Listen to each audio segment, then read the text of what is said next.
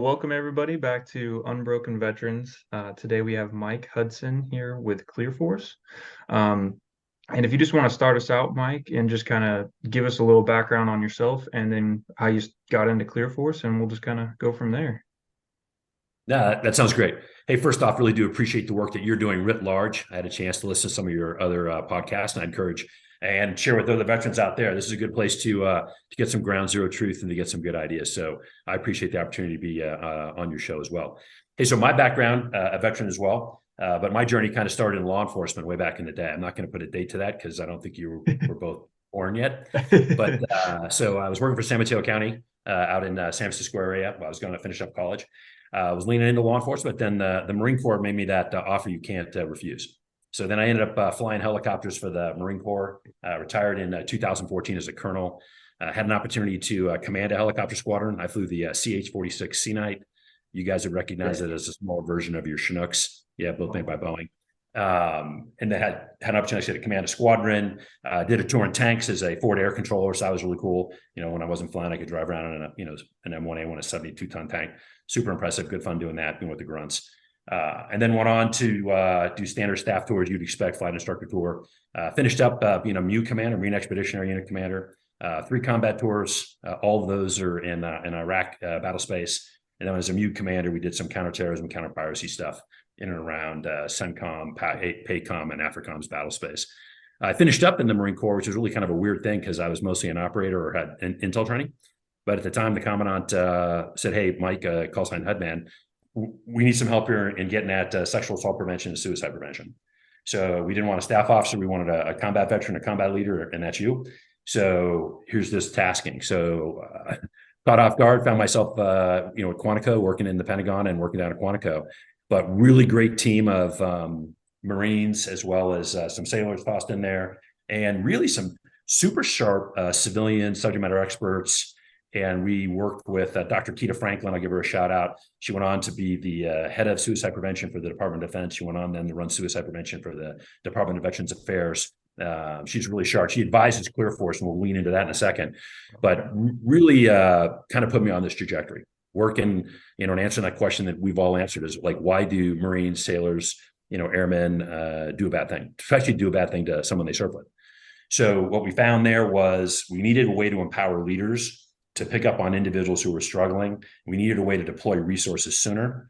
And our current models of annual training, awareness campaigns, that's not going to get it done, right? You guys probably been to a ton of training. Oh, yeah. Oh, yeah. Right. You may walk out of there a little bit smarter. The efficacy of that might last for, a few hours, but it's not the way to get there. I mean, even if we change one PowerPoint slide for another PowerPoint slide, information exchange, that's an important component. But what we found was if you really want to energize your program, you got to get your leaders, not just your officers, but your staff NCOs. They need to be engaged, and they need to have a way to understand who within the organization is struggling. We used to do that. We all lived on base, lived in, small space. You were always in everybody's business. Nowadays, you work on base and then you live out in town. And so we tended, and this is a challenge for veterans. We can get to that here in a bit. But so that put me on this trajectory. Very fortunate that I did some think tank work coming right out of the Marine Corps. I worked in the healthcare space as a chief of staff for an organization that was doing some reorg. They needed, again, some leadership acumen. I had a little bit of that, so I tossed that in there.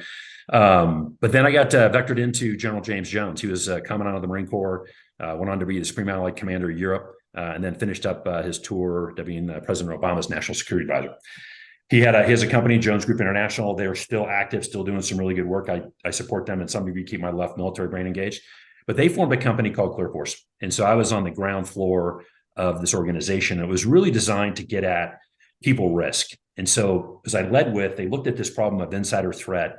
They looked at this problem of risk in the workspace, and everybody seemed to be talking cyber.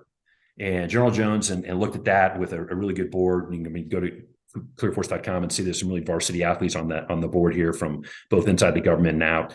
And they looked at us and said, we got to focus on the people. And if we start focusing on the people, we're all of a sudden going to find that we're no longer playing defense like my kung fu is better than yours when it comes to cyber. We're going to find people who are struggling, and we're going to be able to sit there and deploy resources sooner. Now we're having a mitigation conversation. I mean, back then, about 8 years ago when we came into market, people were looking to go, I have a really good tool to find a nail so you can deploy your hammer. We looked at that and says, hey, if you want to move left, let's change that whole conversation. So what ClearForce is, I mean, it's We developed some patent pending technology. We identify potential threats within the workspace, but really what makes us different is we're a compliance company. We built out this really cool compliance, privacy, anonymization technology that really allows us to work with this concept of trust. So organizations that deploy our technology within their workspace are having really good outcomes, both inside the government and out. And we have a ton of fun doing it. So let me pause here. I think I just rattled off a full belt of 556. No, That's what we want. yeah. And so I think earlier you were saying it's still kind of in the beta right now.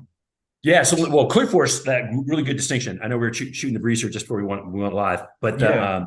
yeah. So ClearForce is deployed today. Think Oh, about us like dual use technology. We are deployed in the federal government, supporting insider threat and risk programs within the government today. We are also in a commercial space, supporting Fortune 500 companies, Fortune 100 companies today. So we have a fully up and running business, all good, making some money. But what we're doing now is we're moving into that same technology. We're putting it in the suicide space. So the okay. ideas I led earlier, if you pick up on early risk signals, now instead of having a conversation around adjudicating them, holding them accountable, which you can do, but if you think about the power of a mitigation conversation, think about the ability to be a first mover. So we came into the ClearForce is kind of leading the change, or at least we're driving change in the conversation in the veteran suicide space. In that capacity, we're doing some pilots. We've done some data studies. So that particular line of business is not fully up and running. We're absolutely looking for organizations that are engaging with veterans that go, hey, this current model we've been doing is sub-optimized. And what I mean by that is this: if you think about veterans ourselves, what the organizations or the model is, hey, we're going to make it easier for you to come to me. So what we as veterans have to do is two critical things. We as veterans have to A, self-assess, and then B, ask for help. And we know that's hard.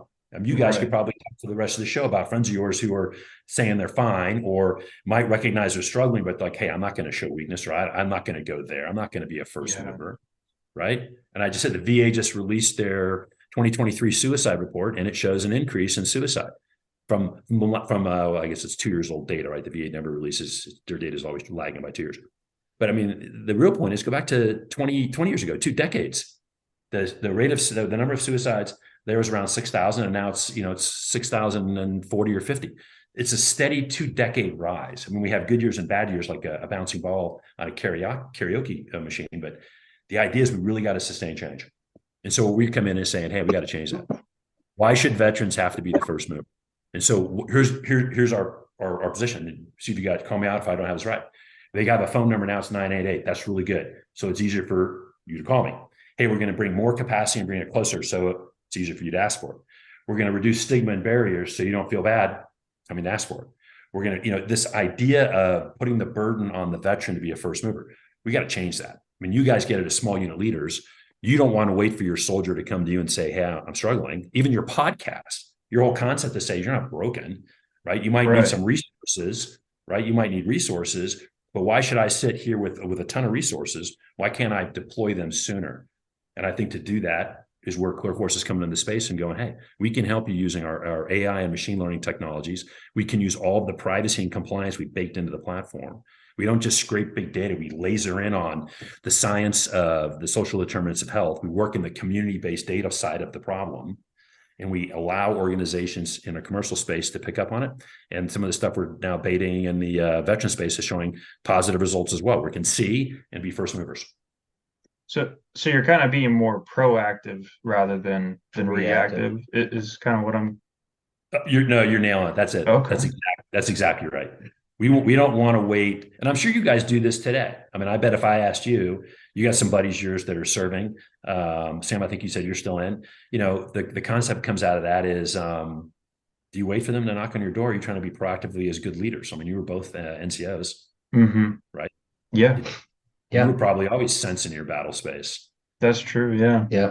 Wow. I mean, think about when you guys went on. I mean, I looked at your bios. You're both combat vets out of Afghanistan. I'll bet you a nickel that as NCOs, before you took your soldiers outside the wire, you were already miles ahead of the problem. You were thinking about, I got to shape the battle space so when my soldiers enter it, I've already set the conditions for my success. Right? I don't want to be in a movement to contact phase where I don't know what the heck's going on. I'm just going to stumble into the fight. We're going to go from there. You're trying to drive the enemy to react to you. And you do that by understanding the threat in the battle space. That same idea of forward leaning, that's what we're bringing into the veteran suicide space. Same concept. And the whole reason that works, and the reason you were NCO leaders, is your men trusted you. That's the coin of the realm that has to get underwritten, is trust. Yeah, Wow. we did do. I mean, think about how much training we did. Our platoon Yeah. specifically was always filling in an empty day with training and nothing Mhm. crazy that was going to wear anyone out. But it was like, hey, like we could recover a vehicle fast. Yeah. And, Right. so that's being on top of it, the forward thinking, the proactive. And not being complacent. That was the Yeah. biggest thing, complacency. Well, especially for our job, looking for IEDs is the saying is complacency kills. Yeah. Or complacence kills. And And you see that. harp on it. Yeah, but here's the thing too. I like your idea of training. Like I was earlier commenting that you're not going to fix it by training alone. But what we're doing with our veterans here, and you guys are a classic example of this. We're still in the fight. Like we're not. I mean, we're not necessarily racking up to go outside the fence line, or for me spinning up on a launch my bird. But the idea is that education. We're students of the art. And if the art is vehicle recovery, as you just described, you can get that done. Why? Because you're students of the art. You're paying attention, you're listening, you're growing, you're learning. And then if you're going to deal with an IED, you're students there. How do I avoid the enemy threat? What's that look like? Students of leadership. And so I think this idea for veterans is to stay engaged. And part of what you do, and my opportunity to be on the show, is to encourage veterans like ourselves, stay in the fight, stay engaged. So learn what you can, listen to these podcasts. These are helpful. There might be a nugget or two that has some value. Put that in your pocket and march on. Right. Yeah. Yeah. And kind of like if you don't, like for instance with suicide, like if you don't know what to look for, then you're not going to be able to identify those threats or the early signs. Yeah, that's it. And I would say this, there's a couple ways to think about it. So from what we're doing with data analytics, as I mentioned, the VA and DoD reports for 2023 are both out. And what the data tells us, and if you look at the CDC, so this is science and data informed research. This isn't just Mike Hudson sitting out back, sipping on a cold one, coming up with good ideas. This is the science of suicide prevention.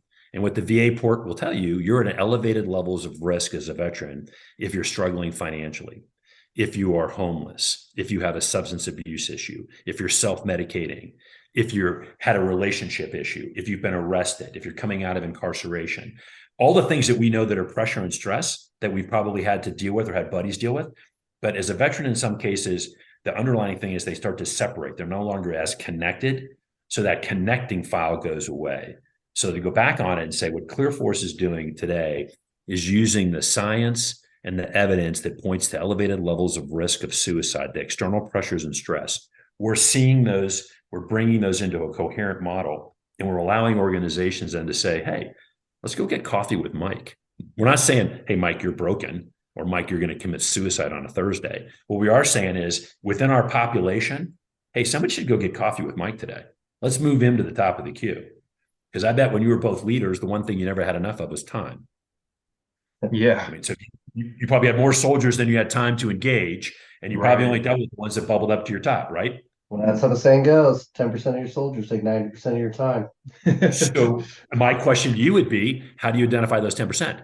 And normally your answer is going to be like, well, they do something, some stupid shit. Yeah. And next, voila, they're on my Identify themselves.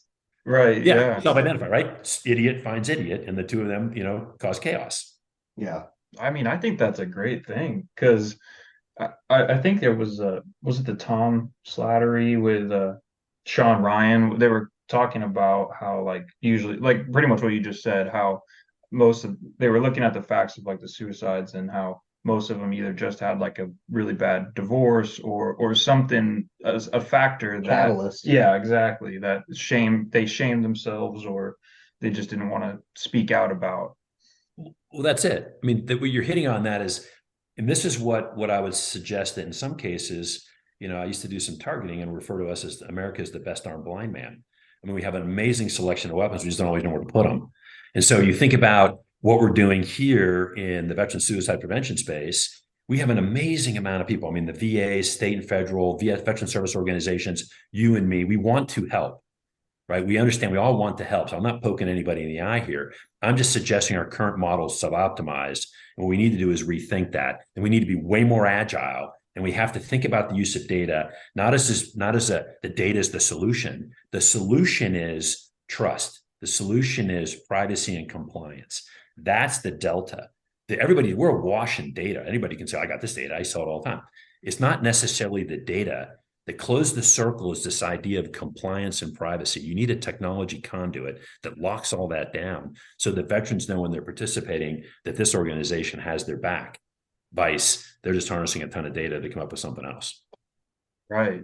Well, could you touch on that a little bit? Like kind of what you guys How it all works. Yeah. Sure. The way it's we got a couple different versions of it, but the net is this. So we start with the science and the evidence that points to, and you just let a few out, risk signals. What are the key risk indicators of an individual who could be struggling that align and map to an elevated risk of harm to self? So we start there. Those are key things. Like you could pick up on, you said, struggling a relationship, breaking up a relationship data. So what we can do then, or you would talk about an arrest, coming out of incarceration or being arrested, those are all challenges. So you see the VAs working these vet courts. We have all these silos of capacity that we just don't bring them together. What ClearForce is doing that is unique in the space is we're looking for those key risk triggers. We're then bringing them in, correlating them with other risk triggers. And then we do it. We also look at the environment of the area we're at. Is this a rural environment? Is this, so we did we're engaging with some individuals out there in the Virginia area, as well as some stuff out here where I live in Nevada. Is just sit there and say, we got to look at what's unique about that environment, start there, and then bring in we know about the risk of suicide, layer that on top, and then bring that in. We know about the demographics of the individuals, again, using data. And then what we do is we come up with those risk triggers that the evidence tells us, and then we find those in real time. We bring those into the model, and then we basically output, hey, this individual's at elevated levels of risk. So it's a dynamic capacity because it changes. Some people, when an event happens, so let's just say you get arrested on a Friday night, that might be the stimulus. You said, that's it, I can't take it anymore. And people process that incorrectly. We want to be able to inform those that want to help so they can put that individual at the top of their to-do list. Okay. And so like who does it inform the key management personnel, or I guess who gets that? Yeah, great question. So I should really clear ClearForce into itself. We're a technology company, so we don't provide direct services to veteran. That's an important component.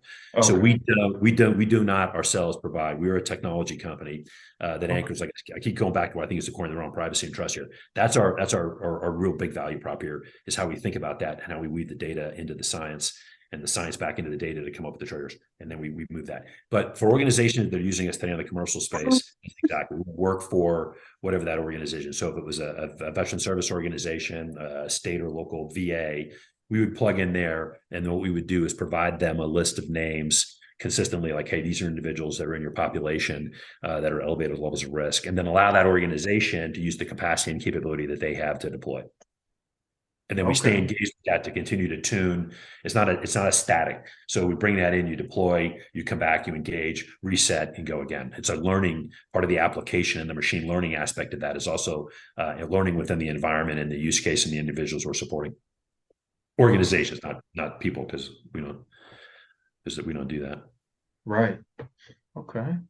And so now you're kind of looking for organizations that have a big veteran employment or kind of okay. Yeah, that's it. I mean, ideally, we've taken this, what we just talked about, and we've deployed that in some data studies. We've got back some really positive indicators that this is working. So we did that with in the data. So now we're looking to do some betas of this. Again, we're continuing to refine the model. So where we're at is, obviously, I would love to find organizations that go, hey, this makes a ton of sense. Let's partner with ClearForce and go out. That would be goal one. And so we've got a couple of those now, and I'm engaging with at this point. I would say we're in phase one of getting this off the ground. And then so phase two, if we continue to bring on more capacity, we can enhance what we're doing. And that's the goal, is to engage, use our technology and the patents associated with that to enter into this fight and to make a difference, to drive change. And we've seen, because the next question you said, well, how do you know it works? Because we know it works from our commercial application. So what we do is some anecdotal stories, because again, privacy is important. I won't give you any of the organization we support. We definitely don't see any of the people that are in the platform. We don't do that as part of the privacy component of this. But we help them during COVID, and that's where this idea really took root. Is like people were struggling financially. I mean, what you found was it might have been a two income household, and the spouse or partner got laid off or took a reduction in pay. Now they were struggling. So if the organizations were able to pick up on that, because what we do, uniquely in the financial space, is say, hey, we can see, because some of this data is all out in the open. It's public data. It's just not accessed in the right way. And we would say, hey, I want you to deploy some resources. That person would be able to come in. You could see events that associated with pressure and stress. The organizations then were able to have a very private personal phone call to the person and go, hey, Nick, how you doing? Hey, Sam, what can we do here to help? And then they deployed resources. Because here's the real thing. Organizations would want to retain you. Right. But so we help organizations retain the people. Find a reason. Everybody struggles now and again. That doesn't make you a bad human. But if you can deploy resources and retain them, that's a much better conversation. And then what the feedback was, not only did they, hey, thanks for helping. Then within the organization, it's like, hey, they really do care about us. We aren't just a widget that's moving around, right?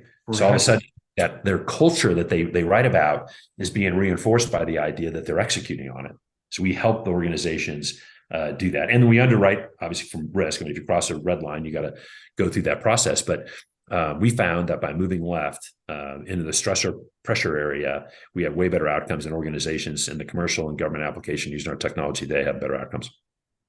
I think that's awesome. I mean, and I bet, I mean, like you said, you can't talk too much about the individual cases, but I bet that also just provides a whole nother level of trust with the organization. I mean, like they're able to handle something so sensitive and show that they care, help them through a hard time and retain that employee. I mean, I bet that's huge. It is. And I'll give you one example, anecdotal as well, to keep it, kind of the privacy intact. One of the organizations, defense contractor, and they had an individual who had a clearance. And as you know, from your back days, the 13 adjudicative guidelines drive that. And there are reportable requirements. So in one of those, we'll use a very simple example. We'll say it was a DUI. So the individual gets a DUI. That's a reportable issue. Our technology discovers the DUI because the way we built out our network and we curate a very select group of data, and we integrate and build out these modules that are really, really helpful. We were able to let the organization know the same day that happened. The individual then also being part of the team, because everything we like to do is with consent. Hey, we're doing this. This is why. Bring everybody on board. Nothing's shady behind the scenes. It's all out front. We're doing this. Here's why. Here's the participation. Setting a safe work environment. Everything is. Your participation is like uber important. Then they were able to reach out to the government and go, hey, one of our guys accidentally, made a mistake, and because they went to the government. And the government didn't discover it, hadn't known about it yet. We got in front of the government power curve. The government's like, oh, thanks for telling us. Guy stays on the job. We'll do some minor mitigation. Keep on moving. Had they waited, had the organization not had ClearForce deployed, they wouldn't have seen that unless the person came forward. And a lot of the times they don't. The government would have detected it eventually through their technology. And then that conversation would have gone differently. The government would have been calling you and saying, hey, one of your employees who's on a government contract violated the terms of his employment. They never told us. You didn't either. You got to let him go today. We're kicking him off site today. I want a replacement today. And oh, by the way, you just took a hit on our ability to trust you to do what you're supposed to do. So the organization counts, and that person stayed with the team, and it was a mistake. It was the first one, and everybody's engaged and moving forward in a positive way. Wow. I mean, that's right. That idea of being a first mover is important. Yeah, get on top of stuff and get it handled before. Yeah. Yeah. Well, I guess so for anybody listening, where would the best and we'll link this to in our show notes, but like where would be the best place for them to get more information about ClearForce? Hey, I appreciate that. ClearForce.com. Okay. Yeah, that's our website, ClearForce.com. You can go in there and see, again, it's a fully up and running commercial company, all good, varsity organization. Again, I work with some really good people, and it's got a lot of veteran DNA in it. I mean, myself, I mentioned General Jones, he's on the board, but if you go through the list of people, they got, I don't think we have a soldier on the team. I'm thinking we got plenty of Air Force. I got some Navy tossed in there, Coast Guard. Yeah, I don't think we have a soldier. Really? Okay. I don't think we have a soldier. I think that's right. No, we don't. I know we don't have space com yet either. So let's be clear. We haven't got any space com yet. I Right. think there's still. No, that's good. No, I appreciate that. And again, yeah, it's a Virginia-based company. I should have led with that. I mean, we're in the Virginia area, but our technology is deployed, all through the U.S. What I'm kind of curious as to some more of the parameters or the pieces of input that the system receives, like what all Yeah. it monitors. That's it, and that's a great question. And so topically, they would refer to them as SDOH, the social determinants of health. That's a subset of them. But then, as I mentioned earlier, if you go into the VA report, they'll pull out homelessness, or they'll have a subcategory with that, a risk of homelessness. Those are discoverable events. And if you think about that, you just don't wake up on a Monday to be homeless, right? You go through a series of financial challenges, potentially relationship issues, substance abuse.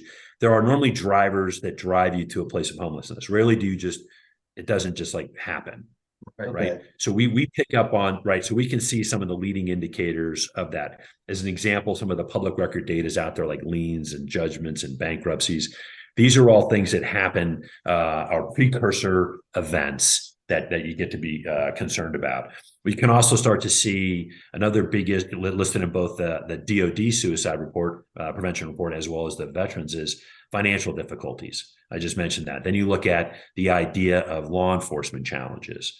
So you can see individuals who are arrested. You can start to see individuals who are getting, repetitive tickets. This is all data that is in the open. So we're not like looking behind doors here. And again, the individuals who participate with ClearForce in the program, we brief them up like we're here. This is being designed as a way to think about it like us as your virtual wingman combat buddy. So when you guys are both downrange, I can guarantee your buddies knew more about you than probably anybody else. I mean, you're what you do, how you right, and that's probably how you two guys, connected in. It's that idea of that gets lost in some cases when the individuals we find ourselves as an army of one. Not to make fun of Army recruiting slogans, but you find yourself as you can make fun of their recruiting slogans, please. I don't want to pick on the services because I actually am trying to engage with all of them. So listen, we're not going to talk. Right. If I went to the Air Force, it's like, aim high. Well, that's why you're always missing the damn target. So, but I mean, I'm sorry, a little humor there. But I think it's the idea of looking at these events that take place, court activities. And this court activities doesn't have to be necessarily connected to any type of criminal activity. The court activity could be, somebody suing you. So you find yourself under these again, discoverable, knowable pressure and stress. Sometimes relationship issues, that tends to be up there as well. Substance abuse, negative coping mechanisms, those can manifest in the public domain. So the idea is to see, those are kind of some of the leading indicators of what we would bring in to kind of hit what I would call your first bucket. But the CDC breaks them down. And that they think about suicide kind of in those cure buckets. But what I would add this too, we've been talking about risk thresholds. This is something I encourage all the veterans on here, those that are supporting veterans like us. The idea of connectiveness, super powerful.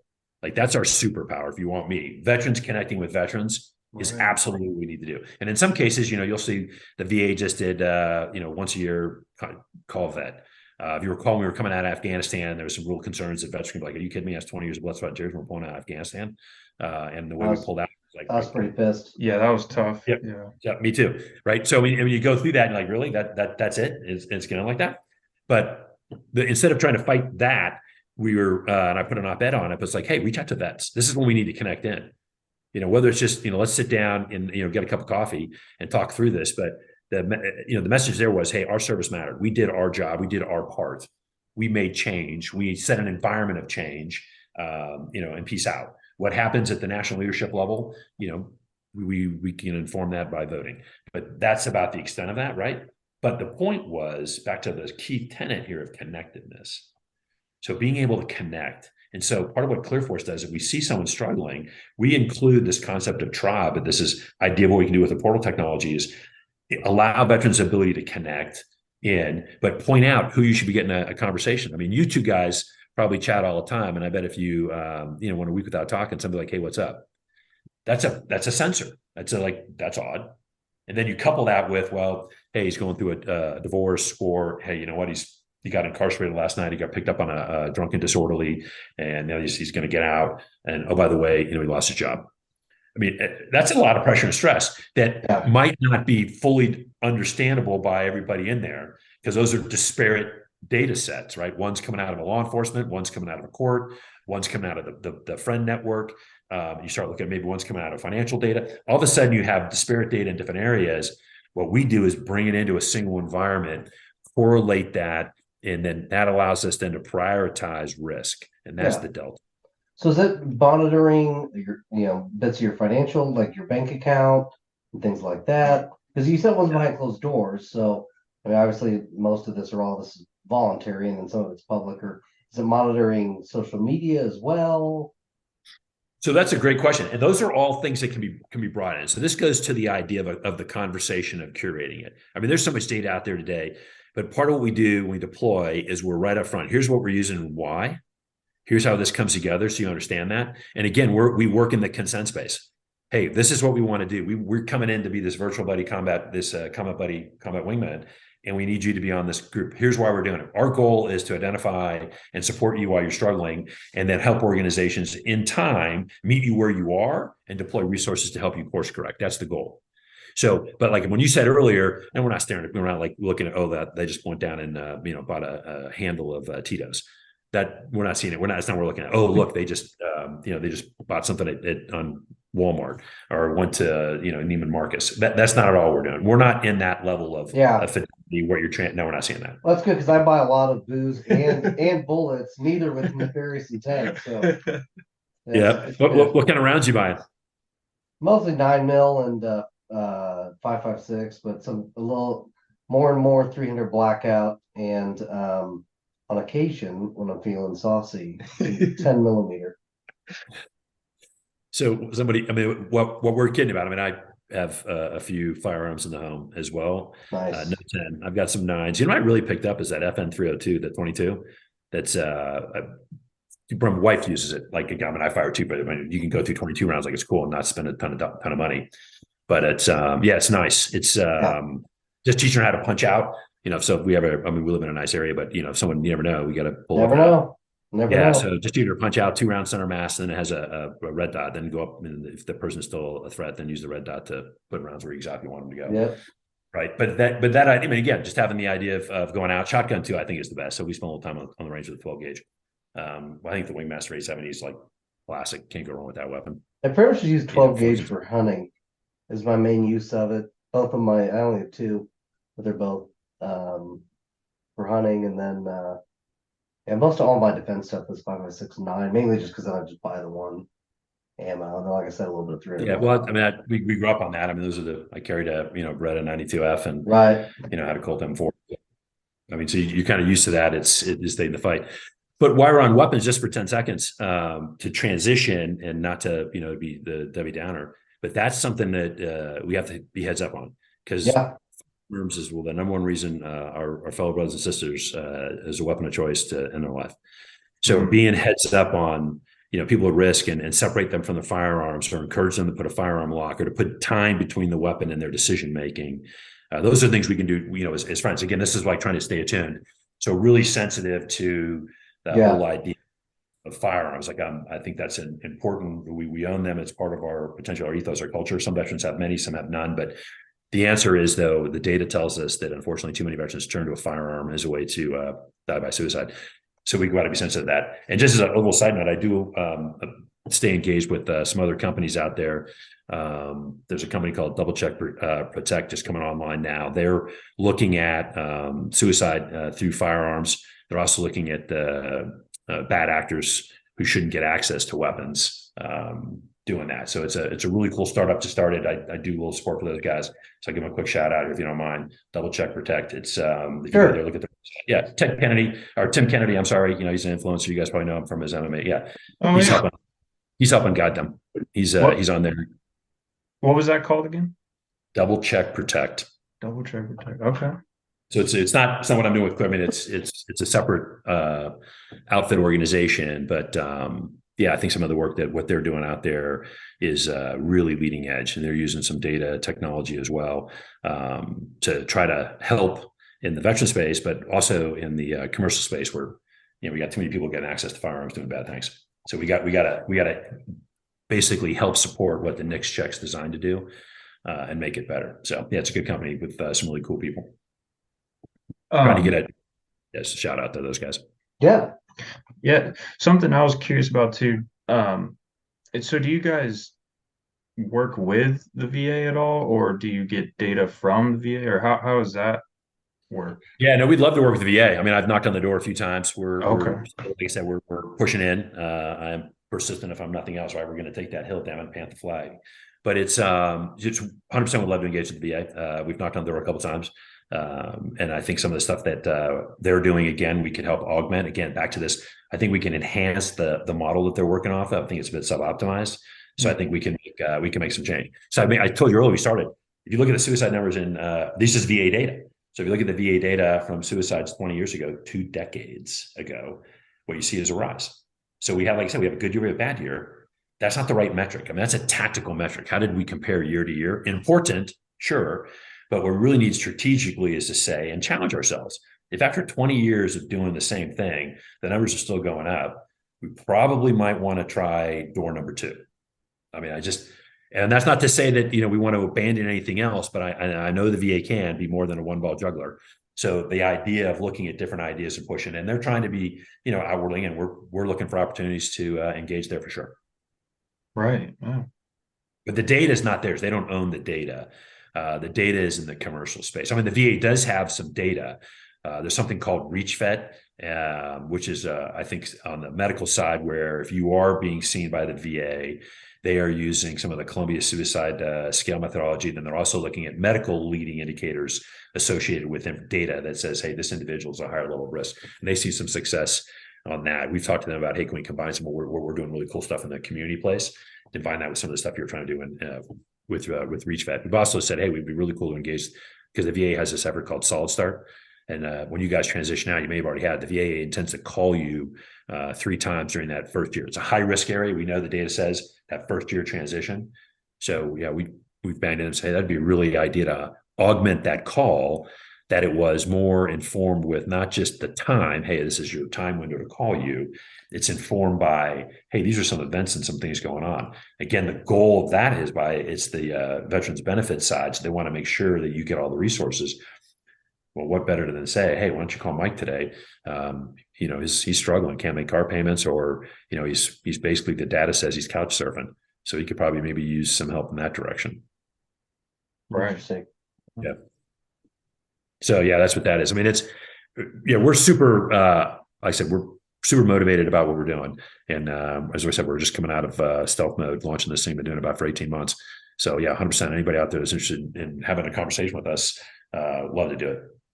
I think what intrigues me the most about the whole thing is, granted, we kind of touched on, you said this at the beginning, so it's kind of a duh moment, but it's like, I guess after having had the interview, after you said this, it is now more clear how it is you are proactive versus reactive. Yeah. And how it's more, because a lot of Army training, which I've done at least twice, suicide prevention, is like the snowball is pretty far down the hill when you're even training to notice something and then intervene, versus like, hey, the snowball is just about to go over this edge here. Maybe we need to check on it to see if that's really where it's headed. And so it just, I guess it is so much more proactive than I pictured it being, in terms of the subtlety and picking up on that. And then, but not only that, but it's not the, with preventing other stuff, people like to prevent things, whether it's suicide or crime or whatever, but it's not the police rushing to their door because they, were laid up on the couch for a week. It's just the subtle check, hey, and which is so much less alarming and intrusive, and I think a more finessed way of handling it, which I think is more effective, is what I'm getting at. I think you're nailing it. People get scared of the, kind of like I was joking about, like, I buy a lot of booze and bullets, and it's like, people get worried about, well, what freedoms am I going to lose, which is a legitimate concern. I'm not saying it's not, but so I guess your handling of the situation, your management is tailored to the level of input. And so that's what's really intriguing me. That's what I'm seeing and getting out of this is, Nick was the forerunner for this interview, so he knew a little more than me. I had some curiosities about it, obviously, and I am pleasantly surprised as far as how the whole thing's executed. Yeah. That's what I'm trying to say. Well, kind of what you were saying, like with suicide prevention, I feel like, do you remember when we were getting ready to deploy, we took MRT, Master Resilience Training, Yeah. and I feel like that helped me more than anything else. You know, what I mean, and that's more proactive than it is react. You know, it's getting you ready for the hard times you're going to endure. Well, we've talked on the show about I had an experience on a drill weekend where it just came clear to me that it was one of those where they just, I don't want to go the whole story, especially because I've already talked about it before, but basically the Army was like, ooh, how can we take even more out of you? And I was like, I was pissed, which most people would be. But then I got extra pissed because I knew that certain soldiers would go further than just be pissed. And I was like, I told, our command team, I was like, this is why soldiers kill themselves. And I know and I don't even put it on the command team. I know they just push down what comes from higher, and a lot of the reserve.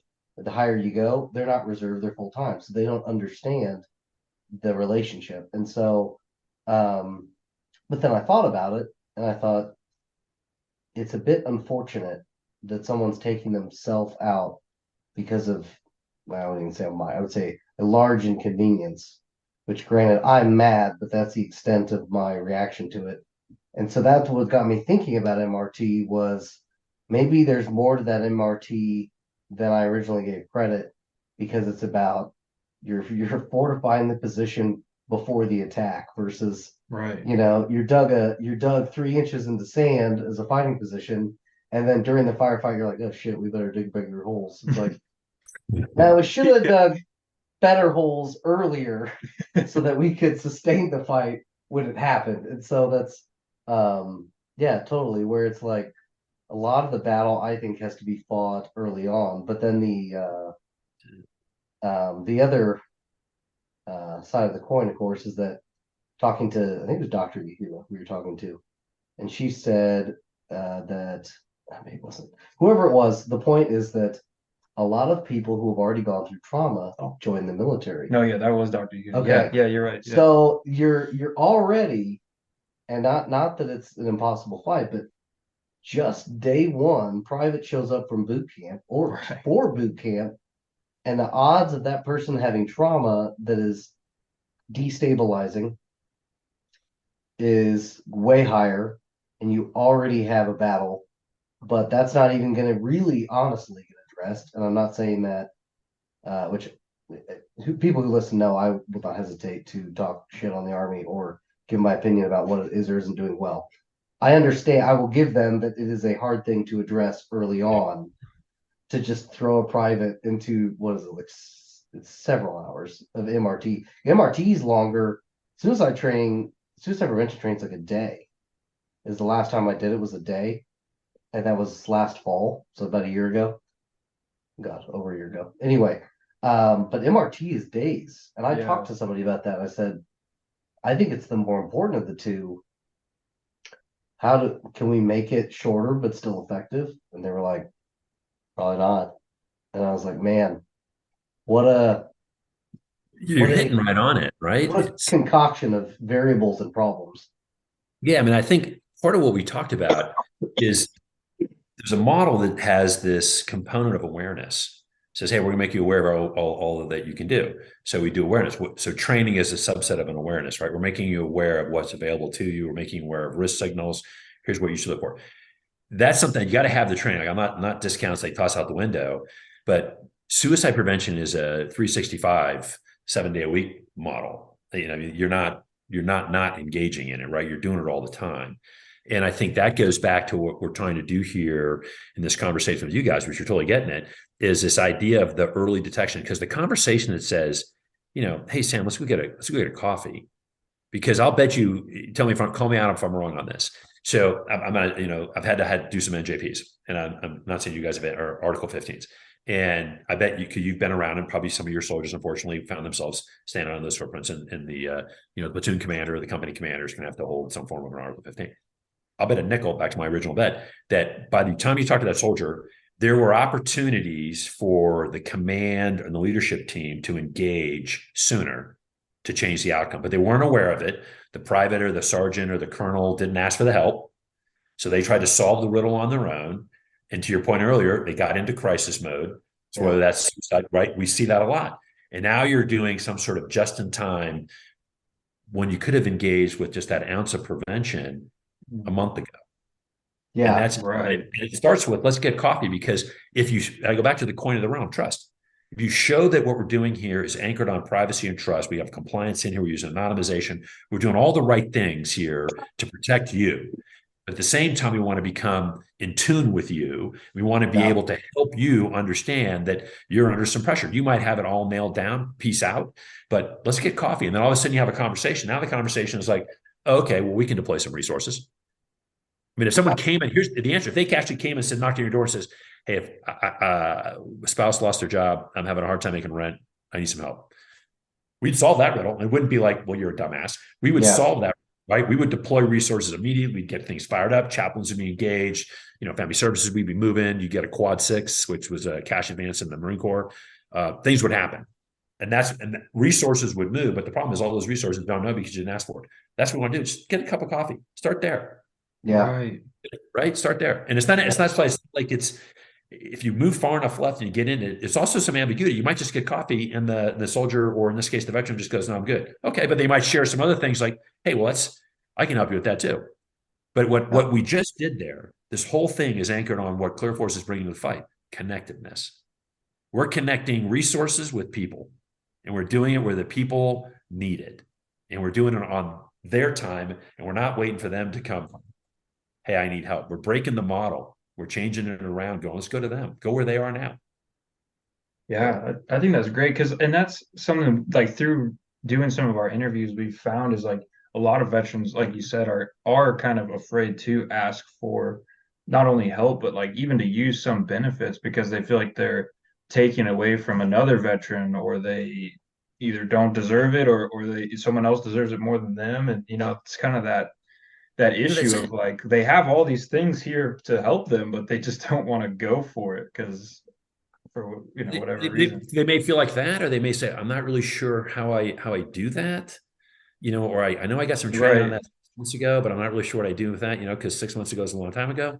I mean, you're right. But if all of a sudden you and I are like on this podcast, we sit down and start talking, and we start, shooting the breeze over coffee, and we start with, some funny stories. And the next thing we're going on this, and then you lead with, because the data informs, that person right now is struggling. Let's say they've had some off-base tickets below the threshold of causing the UCMJ to get engaged, but enough to go, there's a pattern there. And maybe there's some things behind the scenes we're just not tracking. And you tell your funny story of I'm empowering a leader, a dynamic leader, an engaged leader. I'm giving them some additional data sets so they can do what they do best. Remember, what's leadership? It's two key things. It's art and science, right? The art is how well you communicate. The science is the data and how you get at. That's your training, your continuous education. Art and science is what leadership's anchored on. I'm giving you the science so you, artists, can go paint that picture and help that soldier sooner, better outcome. March on. Yeah. I think that's great. Well, I love what you guys are doing, and Awesome. Yeah. We are super motivated. As you can see, obviously, I probably leaked a little bit too much passion into this, 35, 40 minutes we've been going at it. But I'm super motivated.